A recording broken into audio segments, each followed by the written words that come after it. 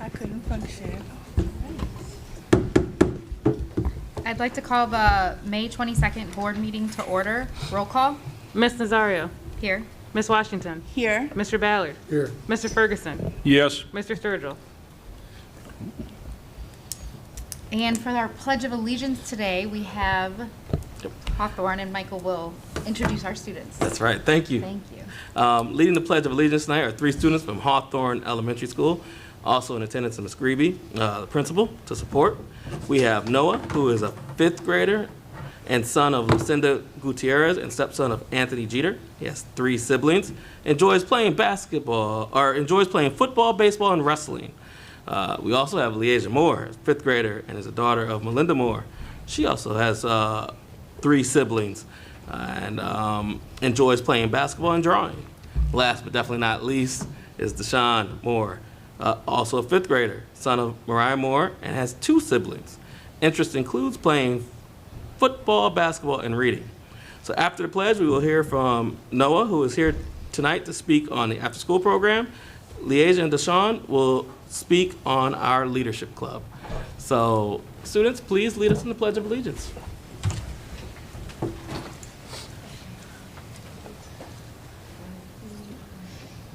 I pledge allegiance to the flag of the United States of America and to the republic for which it stands, one nation, under God, indivisible, with liberty and justice for all.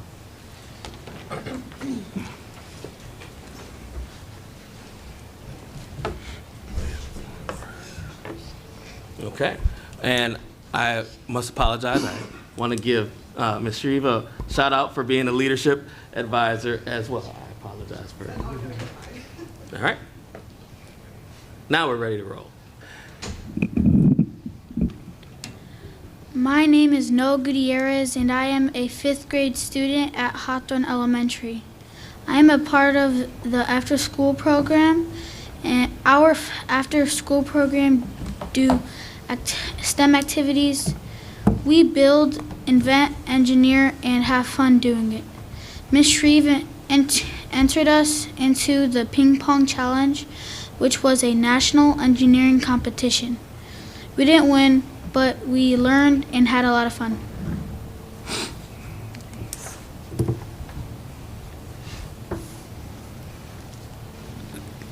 My name is Deshaun Moore, and I am in 5th grade at Hawthorne Elementary.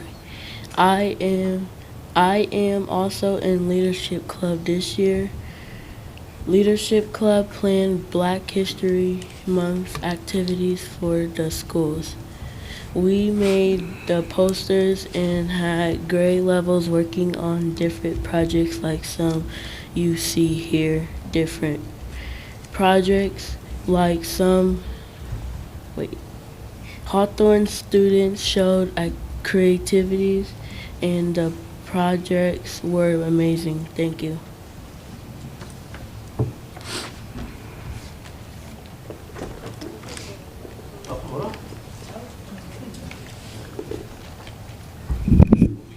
Got to hear your wonderful voice too. Here we go. There you go. So this is a poster, and then her shirt is all the Black History Month people, and this we have made this a leadership club, and these are they made Black History Month people out of bottles. That's in the name. If you would like to. This is Bessie Coleman. This is Bessie Coleman. This is Victor Glover. This one is actually by Desire. Desire. Right there. One of the siblings.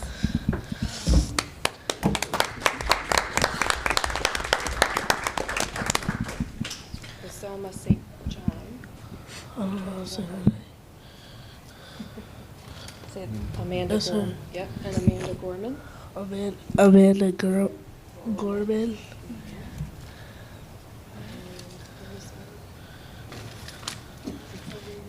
Miss Serena Williams, Serena and Williams, that's also by a sibling. by O'Shea.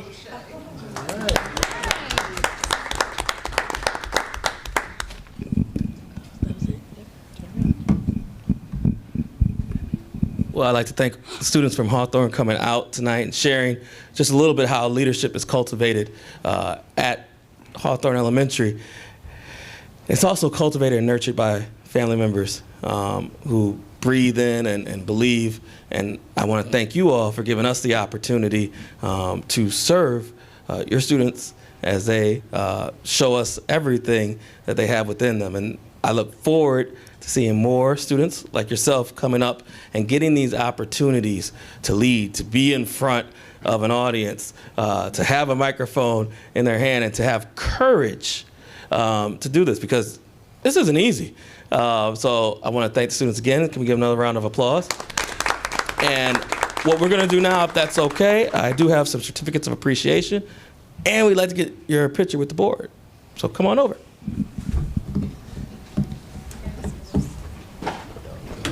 Same size as spiritual, so you fit in. And Deshaun. Yeah, you're welcome. Come on up over here. We'll get a nice photo. And then family, after this is done, we're going to get into the other parts of the board meeting, which, depending on who you ask, may or may not be as exciting as this part. It's not as exciting as this part. So you're free to go after this part. So let's get together. Take this photo. 1, 2, 3, go Titans.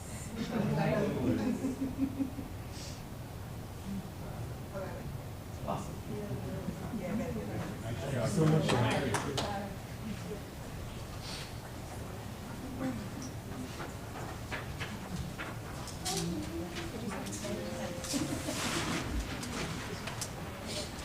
love the fact that the kid said he liked to read.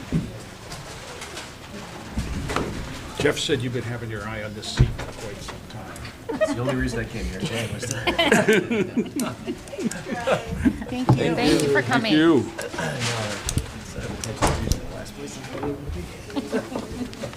Gotta pull the plug on this. Thank you so Thank much. you. Thank you for coming. Much appreciated. And keep representing. Keep representing. And so everybody who's not being paid to stay leaves. Right? Bambi's not here. Always good to see families engaged, though. That's huge. It's huge. Secret sauce. All right, so we have our first hearing of the public. Seeing no one. Seeing none? We can approve the minutes from the May 8th meeting. So move. Second. Roll call. Mr. Ferguson. Yes. Ms. Washington. Yes. Ms. Nazario. Yes. Mr. Ballard. Yes. Any old business? None. Reports and recommendations of the treasurer. Tonight I have a forecast presentation.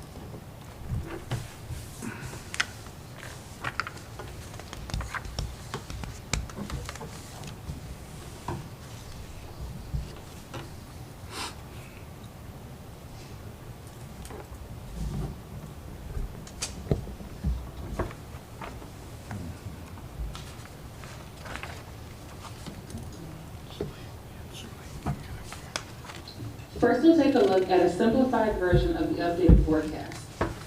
In this simplified version, it's showing the district's beginning cash balance for each year of the forecast, revenues, expenses, deficit spending status, and ending cash balance.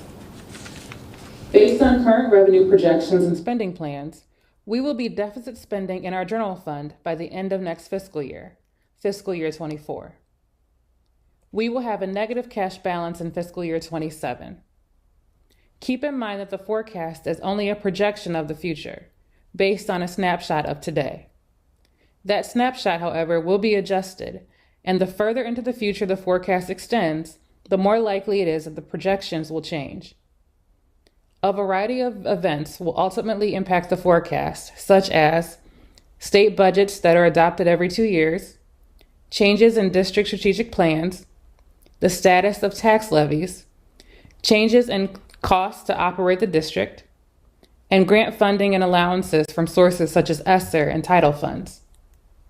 With these factors in mind, our numbers will continue to fluctuate. Our forecast has the potential to look drastically different by the time we get to the November forecast.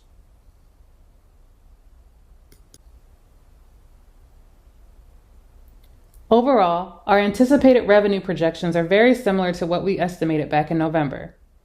There was a $3.8 million increase to our revenues due to larger than projected payments from unrestricted grants and aid, Medicaid settlements, and indirect costs.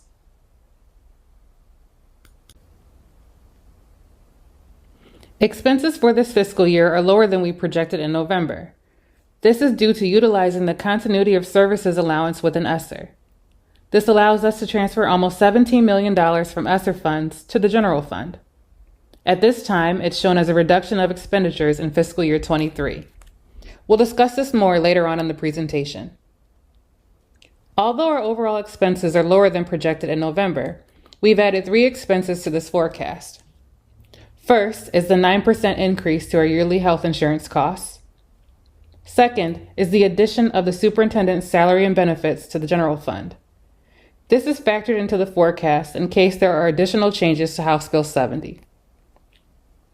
Third is the addition of 42 positions that will have to be funded by the general fund when ESSER funds expire in September 2025.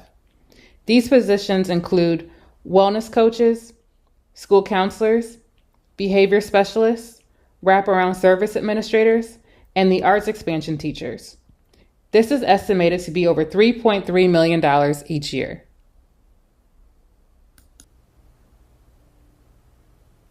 Next, we will review ESSER spending.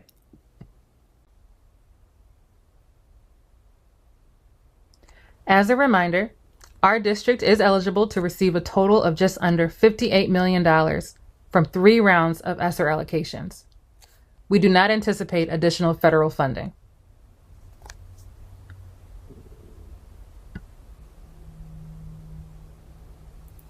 Due to the restrictive nature of the funds, this money is not a guarantee, and we cannot just put all of those funds into the general fund. Each dollar must be approved by the state prior to its use, based on rules and guidelines set by the federal and state governments. ESSER funds are intended to help school districts safely reopen schools, measure and effectively address significant learning loss, and take other actions to mitigate the impact of COVID-19 on the students and families who depend on our K-12 schools. We also have to follow maintenance of effort and maintenance of equity guidelines when utilizing ESSER funds. This requires us to spend at least the same amount or more of state and local general funds from year to year. If this doesn't happen, a portion of title, IDEA, and ESSER funds would have to be returned to the state.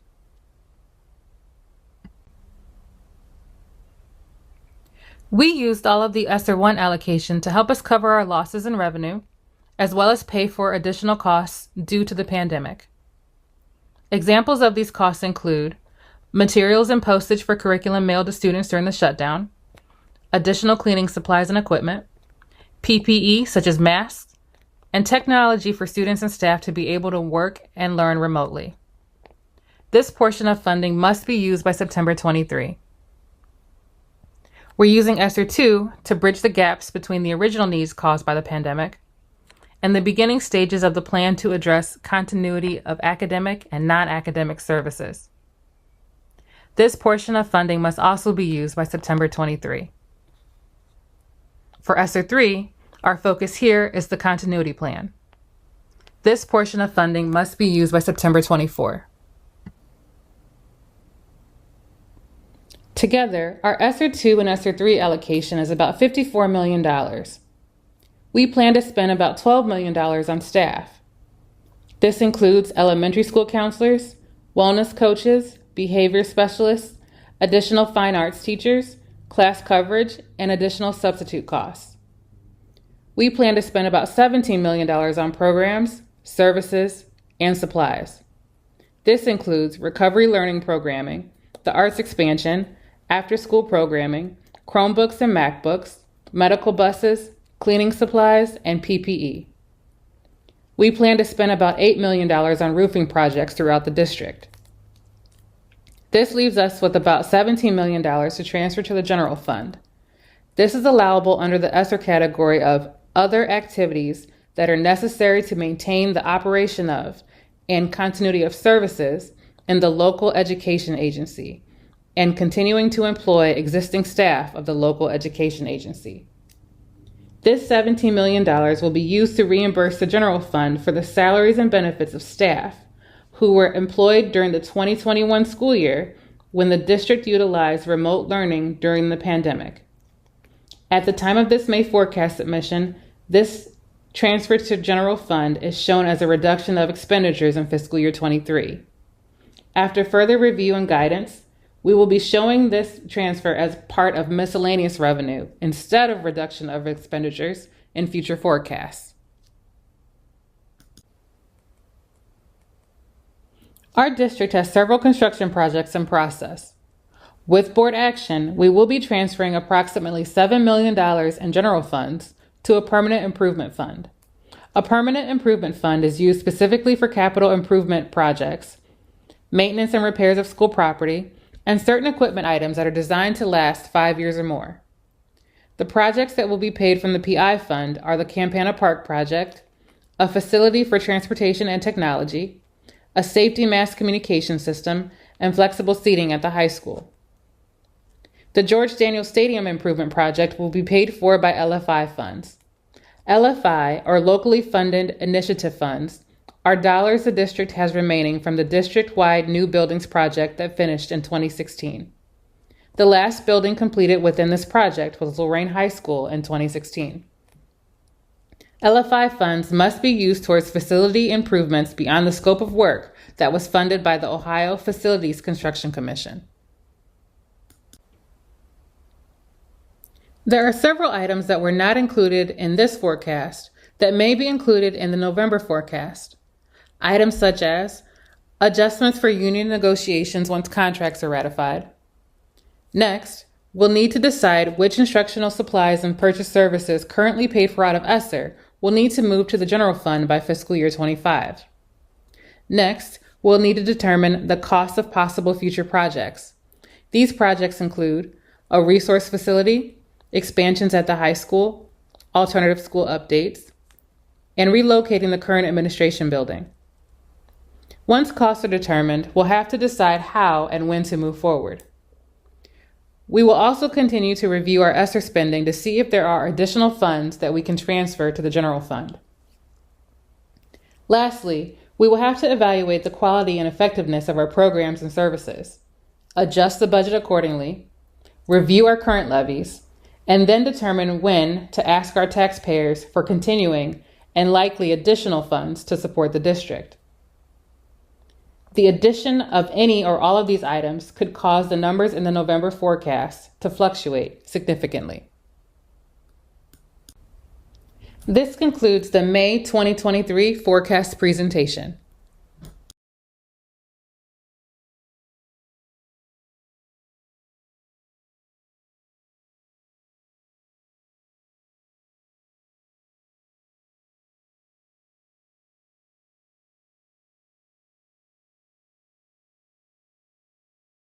Ms. Nazario? Yes. Ms. Washington? Yes.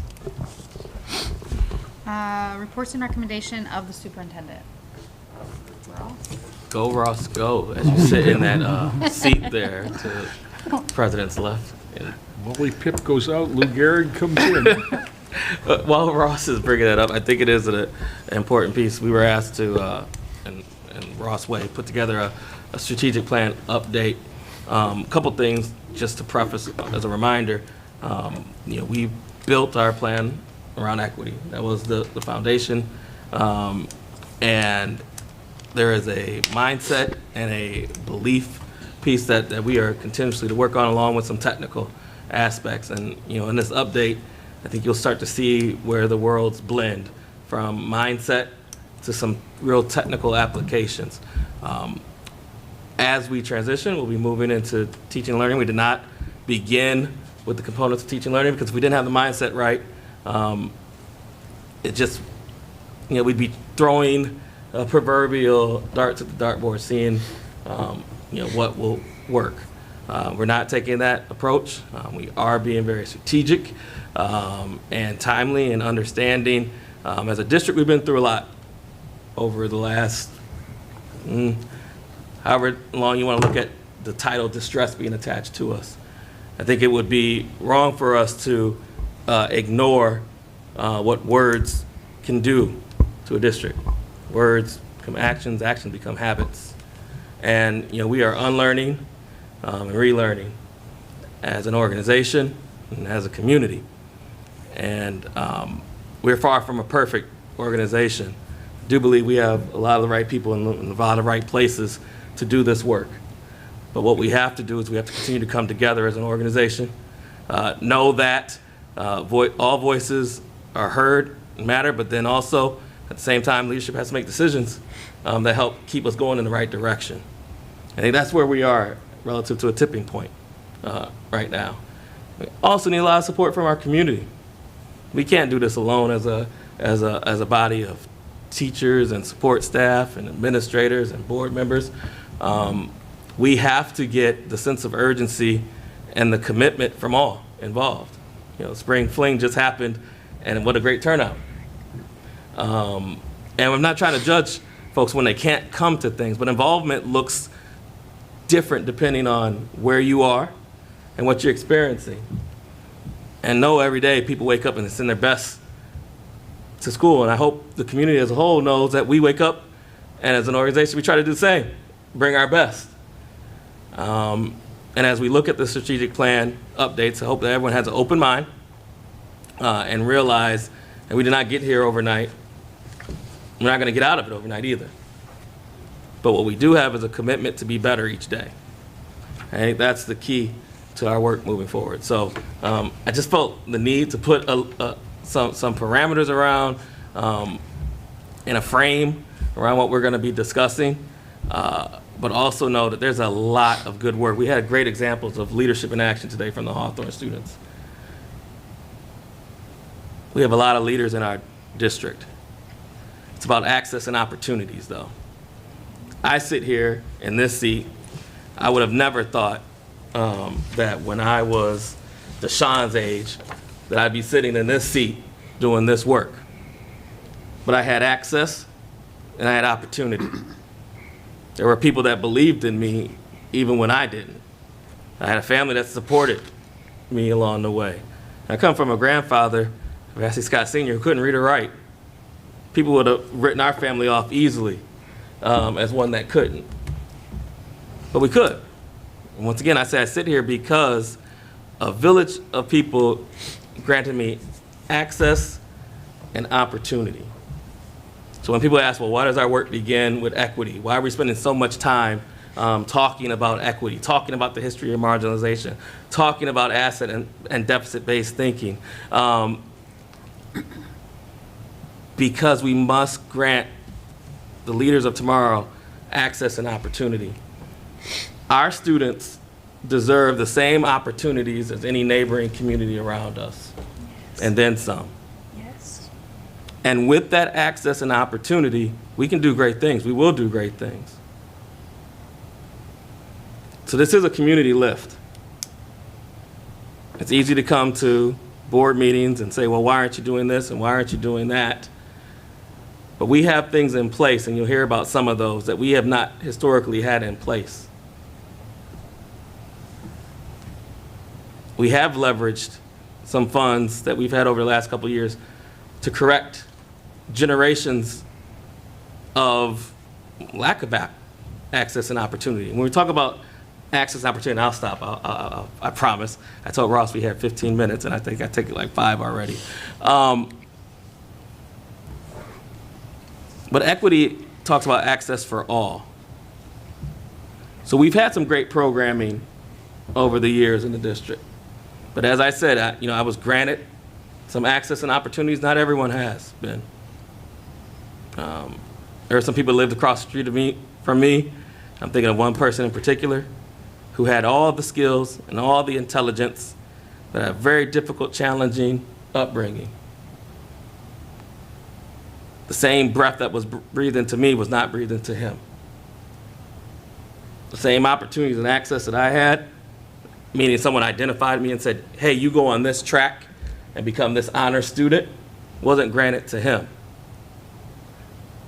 So yeah, did we put in sweat equity? Absolutely. But it started with an 8th grade teacher of mine saying to my father, he needs to go on a different track, because I was okay with being average, because it wasn't cool to excel academically. So as we look at the strategic plan and get all these updates, I hope we can keep a mindset that what we're striving for is equity and access for all. And all means all. So Ross. All right, yeah, thank you, Michael. So we are at the end of year 2 of our strategic plan. Again, it's a 5-year plan, and so we'll go through some just high-level updates of where we are. Some of the products we've created, some of the processes we have in place. We'll have a little bit of discussion of some of our big next steps that are right in front of us, and then just a little bit of data looking at our student growth and then our chronic absenteeism at the end. So we'll just start with healthy culture, and we'll work through each of the 5 main areas of our strategic plan. Staff recruitment and retention was one of our first areas that we need to start with. And so to this point, we've revised our recruitment, and we're currently revising our interview process for staff. One of the big things that we've done, and this has been in great partnership with the LEA, we've moved our window for our unassigned pool forward several months, which has allowed us to interview now much earlier. So last board meeting tonight, again, we're going to be asking you to approve new hires. So we're able to staff much earlier than we historically been able to staff. Just as a quick example of lining things up with Michael's point about really emphasizing equity and the access and opportunities. So we need then to align everything we do then to our equity work. So our teacher candidate screening rubric has been completely overhauled. And so when we decided what we're looking for teacher candidates, we're looking for candidates that are highly adaptive, and we're looking to measure them around equity and how they define equity in schools and what it would look like in their classroom. We're looking for candidates who are strong in empathy. So we're looking for candidates to demonstrate that through screening. And then also, we need candidates who are extremely collaborative. So we ask for them to define, what does collaboration look and sound like? Who would benefit from collaboration? And those are the 3 main things, skill sets that we're looking to screen for in new candidates. And then obviously we're also looking at their education, licensure, language, and then work experience as well. So completely overhauled that. Just in case you didn't bring your binoculars, it's a little more visible. Jay, I saw you squirming there. Thank you.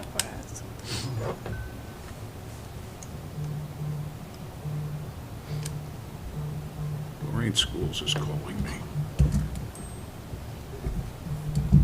So a couple weeks ago, I had the opportunity to speak at the Leg Up conference for leadership in Lorain County, and they were asking us about diversity and inclusion in the workplace. And one of the things that we did talk about are hiring practices, and looking at your hiring practices relative to what you value as an organization.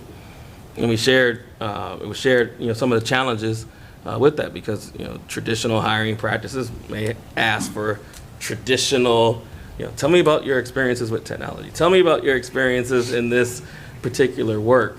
But there is something to value around core values and how people will work together. And you begin to screen and look for those. And this was received pretty well by organizations that aren't just in the educational field. So I do think putting an emphasis in the screening process and then in the interview questioning process of what we value will help us get the right candidates into our classrooms, into our buildings, into any area of our workforce. Another important component is for our own staff and new staff to know and understand Lorain's history, so that we don't just come to work here, but we come to know the community, to know the community's history, to better be able to connect with our families and organizations throughout the community. So Barb Piscopo has been great from the Historical Society. She's helped us with a number of things, and so we've got a nice partnership with them now. Over the next several years, our staff will have the opportunity to participate in a half-day professional development on the history of Lorain with the Historical Society, and then they also will be a part of our new staff orientation in August each year going forward now as well. So we're real excited about that. And then also under Healthy Culture, we've got an action step about surveys. And we've I think have a really good survey that just went out, this actually just going out this week, that we put together in partnership with our students at the high school. So there's a student advisory committee that meets with Dr. Graham and Michael and me and a couple others every month, Ms. Cheers.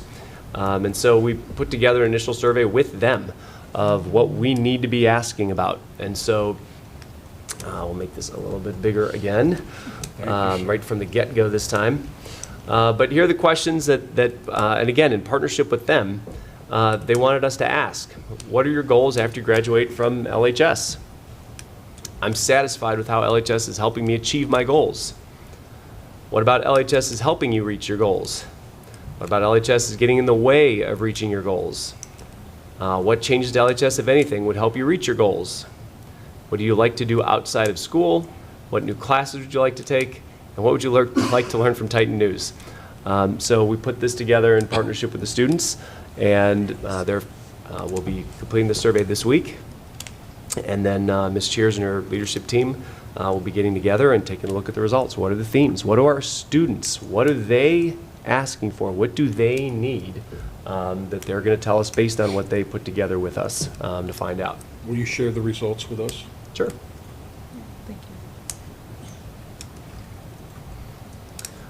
With equity, again, Michael talked in depth at the start here. This has been a very central focus of the first 2 years of our plan. It's the foundation of everything we're standing on. So just a few highlights here. Our first action step there was understand how separate programs can perpetuate inequities. One of our first tasks was to draw our current model. So we did this with our district leadership team. All of our building leadership teams have done this as well. And they look a bit chaotic. One of the things our district leadership team identified early on as kind of the core of our identities at that time has been historical chaos as an organization. So our model looks a little chaotic. Just what you see here is a large circle with GE that stands for general education, and then the bubbles around the perimeter are separate programs that we have, and then the R means it's reactive, the P means it's proactive. And our big realization after going through this exercise is we have a lot of reactive practices in place, not anywhere near enough proactive practices in place. We've developed equity non-negotiables. These are extremely important to us.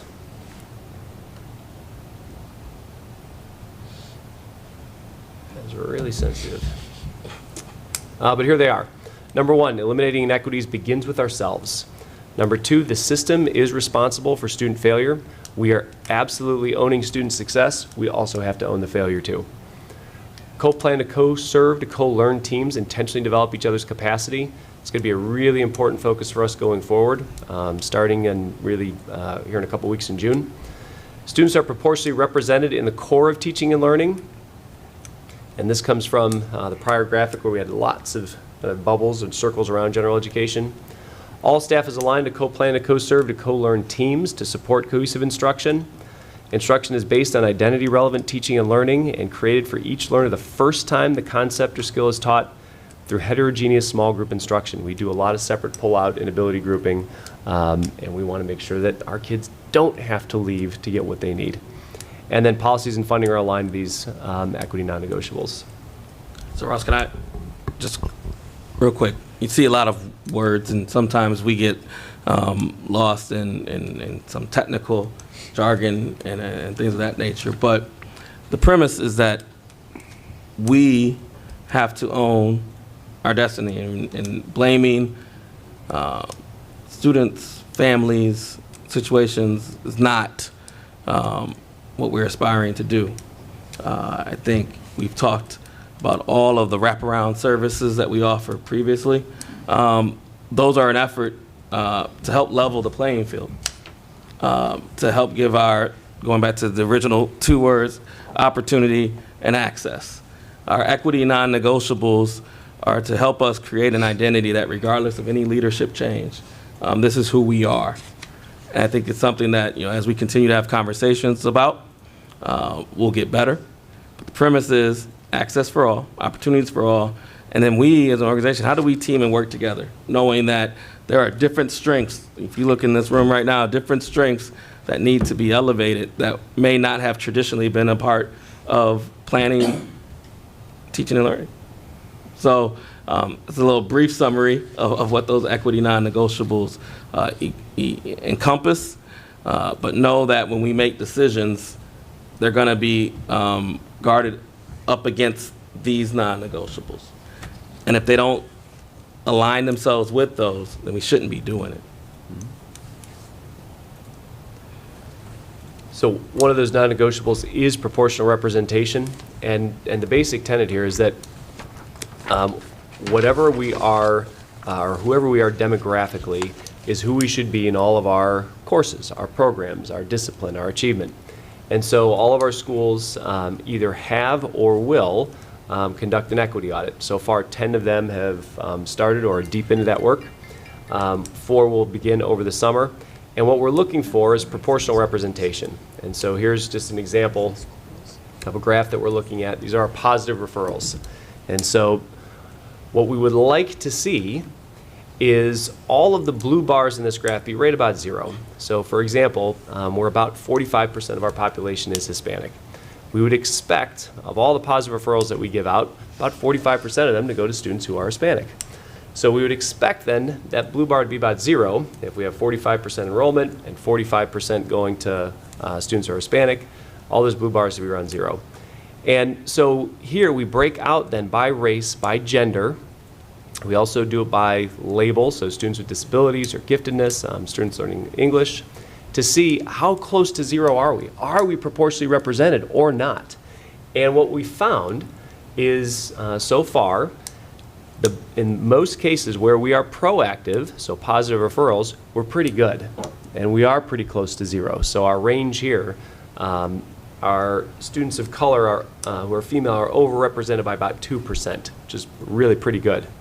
Our students overall who are white are underrepresented by about 2%, which is really pretty good, all real close to 0. Where we're reactive, however, is where we start to see some large inequities. So those blue bars start to get really big and far away from 0. And so one of the things we're learning, again, the more proactive we are, the more equitable we are, the more reactive we are, the more inequitable we tend to be. 10 of our schools have either completed or are deep into their equity audits, and then again, 4 more will start over the summer. For our Tighten Improvement Process strategy, we've got active implementation teams right now.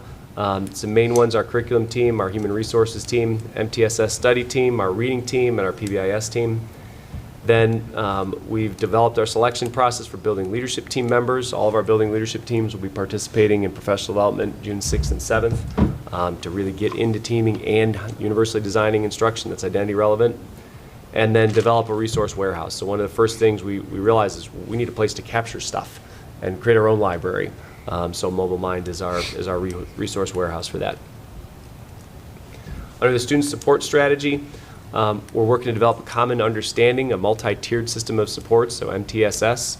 And our pattern is we're going to learn first, we're going to practice, then we're going to implement. So we've done a number of book studies. Leading Equity-Based MTSS is our most recent one. And then action steps 4 and 5, develop common understanding of PBIS. So this is our kindness approach, so kind to self, kind to others, kind to environment. We have a common referral system and then a website with information and resources. So anybody can go to our website and kindness and you can see everything that we've got here about creating a kind environment.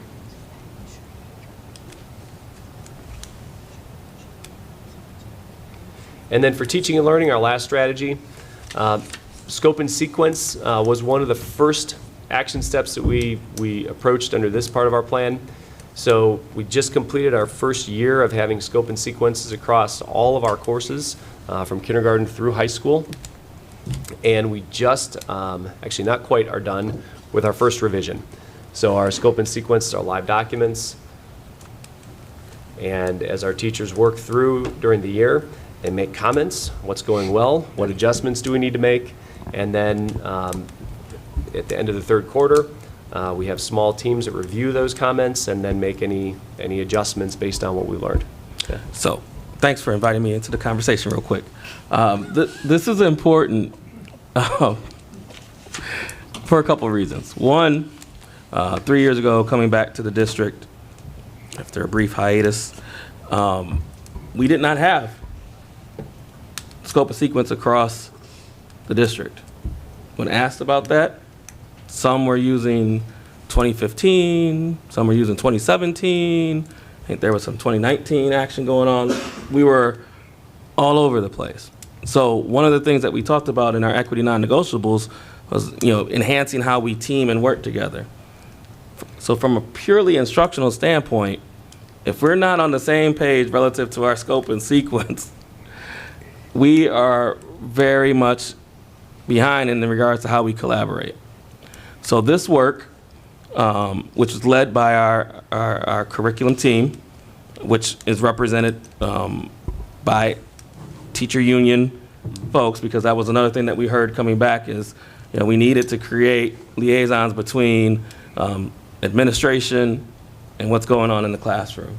And we have a lot of work to do, and that CATS team has been, really working together. They had to norm and storm and figure out how to work together, and they have, and we're going to continue with this work, and we move into unit plans, and then we move into some greater coaching that can come along from that group as well. So I just want to reiterate, what was said was a need from staff is being addressed.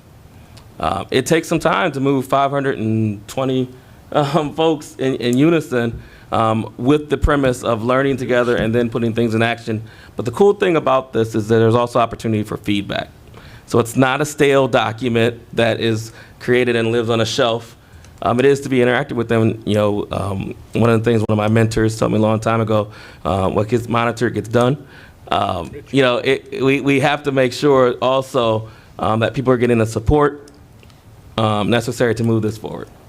So looking forward to what that looks like. But once again, we will be public facing with our work so people can see what to expect, each 9 weeks relative to the standards. And then as we build our resources out, once again, we're going to try to be as public facing as possible. Once again, helping our families know what's going on in the classrooms, but also be able to support at home as well. Within reading, which is another big lift, our plan, we had 2 action steps addressing reading actually before the governor signed the dyslexia law into place, and it turns out that law lines up really well with what was in our plan. So we're actually a year ahead of the statute now, but all staff now, kindergarten through 3rd grade, have been trained in Keys to Literacy, which was our selection that aligns with the science of reading. Preschool is completing the series now. And then all intervention specialists, 4th grade through 12th grade, and then related service providers will participate in that series next year. And then for evaluating curricular resources, and you're going to vote on a couple of them tonight, have made recommendations or already adopted science, elementary ELA, secondary social studies, and world languages. So really working hard to upgrade the resources that our staff have to use. And then the last ones we want to spotlight under teaching and learning, again, our expanded arts offerings. And we've got linked here just the article in the Morning Journal on our students now getting piano lessons as part of their elementary music experience, not as an optional club, not as something that families have to pay extra for, but it's just part of the elementary experience. You learn how to play piano when you come to Lorain City Schools. And then an article, again, the Morning Journal, that the CEO of the National Dance Education Organization and one of her officers spent 2 days with us here earlier in the month. They went and they visited every single dance teacher that we have, sat in all their classes, and came away just absolutely thrilled with what we've been able to put together. In the first year, we're the only district in the state that has a comprehensive dance program, which is pretty cool. And then for visual art, this year we had the most scholastic winners that we've ever had in more than the last 3 years combined. And around the room you can see some of the artwork that our students have produced this year from our own art show that were recognized as award winners in their categories. What's our retention rate for the dance instructors? Or do we know? Yeah, well, we had one who resigned in September right out of the gate, and knock on wood, everybody so far. So yeah, some of our next steps under healthy culture, we're going to continue to revise our hiring practices. We started with teachers, but we'll build that out to other areas as well. Then the culture surveys with students and families. Under equity, June 6th and 7th are a couple of really big days. It's going to be a next anchor point for us. So we'll be realigning our teams and working to learn how to realign them, to co-plan, to co-serve, to co-learn, and then really getting into how to universally design instruction for all students. Under the improvement process, coaching process is next up, and then a rubric of expectations for our BLTs to be able to support our new teacher teams, or our recalibrated teacher teams. Under student supports, recalibrating our PBIS practices, and then getting a data calendar in place now. And then under teaching and learning, developing unit plans is the next big thing for us to tackle, and then a classroom visit protocol, which we're actually already in process right now. So we can collectively get into classrooms knowing what we're looking for to support universally designed instruction, to support the co-designed, and then co-implemented teaching and learning that's going on for all kids. One thing I want to add to that developing unit plan piece. I don't want it to seem as though our teachers don't have unit plans, but it's also, revising those to some of the things that we'll learn through our professional learning. So one thing about revising, it's another thing also to put them in a warehouse too, where they're accessible as well. So if I'm an Algebra 1 teacher, for example, and there's 4 others, well, here's our bank of units on these particular standards. Let's talk about what we want to use, when, why, and how successful they are. So once again, there's also that piece that just says, how can we work better, more efficiently, and more collaboratively? And then also, if I'm a new teacher coming in, I don't necessarily have to recreate the wheel because my colleagues have been working on things previous. So now I can come in and get started right away. So these are all, future enhancements that are going to make coming to Lorain and integrating yourself a lot easier. But it's also going to help our collaborative system so that whether we're at Longfellow Middle School or Southview Middle School or GJW Middle School, if I'm a 7th grade language arts student, I'm getting exposed to similar content, and that's an important piece. Any thought to student portfolios following students along? We actually have that in visual art, and it's. But what about academics? Yeah, right. It's an interesting thing to look at and learn from, and potentially be able to apply. Yeah, in a larger sense. Yep. Okay. Yeah. No, in visual art, our students are starting in 9th grade. That's what made me. That's what made me think of it. Yep. Yeah. Yep. So as we learn more around assessments and multiple different ways of representing learning, I'm sure that's going to come up as part of the conversation. I'd be remiss not to emphasize there is a degree of unlearning of practices. I went through school and paper pencil tests were a huge way in which I was assessed on my learning. I missed the boat. There's a lot of different ways that I could have shown my learning, but that was the primary way. We know better now, so now we have to integrate those practices. And for some, there's going to be a philosophical unlearning and a relearning piece. And we also want to give our teachers and our staff time to engage in that, to think about it, to argue about it, and then to go forth. But we can grab examples along the way. And that's something we haven't done great as an organization. We haven't done a great job of highlighting and spotlighting those people that are willing to get in on innovation early and have some success and celebrate that. And we've got to do better. Just like we bring students here in front of you as a board, maybe we need to bring some staff practices in front of you as a board as well, so you can see and we can recognize. And that's part of the healthy culture piece. How do we recognize our staff for doing those right things so that we can get those practices duplicated? And sometimes I learn best by seeing folks do it. As a colleague starting at Southview, I learned a lot from Mr. Cawthon. and how he engaged with students and how they had more voice than he did, even though he had a great voice in that classroom, and this still does. The things that I learned from him early on were how to engage students in debate and how to use controversy and choice. But if we don't put our staff on stage to do that, then how do we learn from each other? So just a little bit of data to this point, and we're looking very intently at the rate at which our students are growing. And so the data we're looking at here is against our benchmark targets that we've again proposed to the Department of Education. So looking at K-8 academic growth data using iReady as the measure. So in reading a year ago, 49.13% of our students met their expected growth target from fall to spring. We still have a few students that need to take that spring test, but the overwhelming majority of their test results are in. So this year, 54% of our students, again, give or take a tiny bit, met their expected growth target from fall to spring.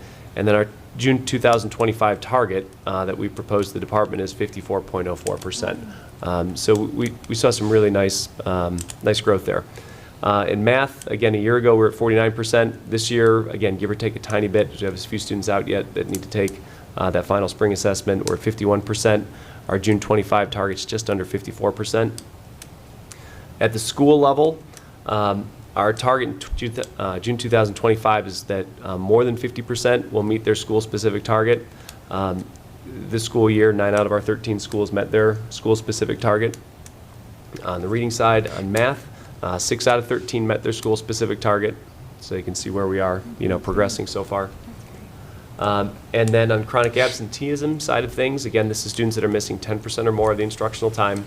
Last year, we had 63.5% of our students were chronically absent, which again is the equivalent of missing about a month of school.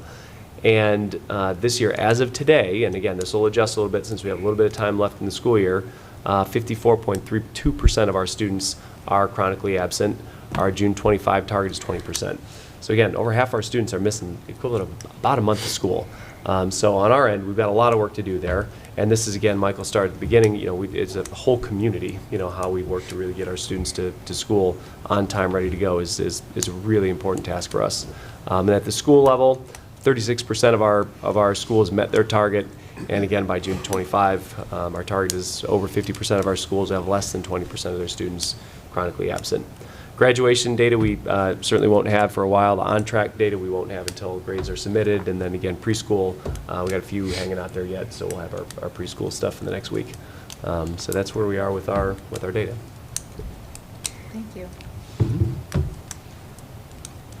Any questions?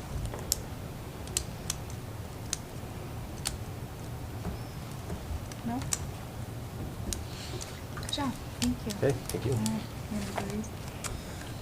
Yeah, you want to? Do you want me to? On behalf of Dr. Graham, I'd like the board to consider approval of personnel matters, items 9.01 through 9.07. So moved. Support.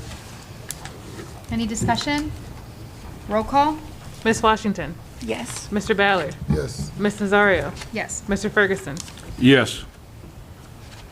Okay.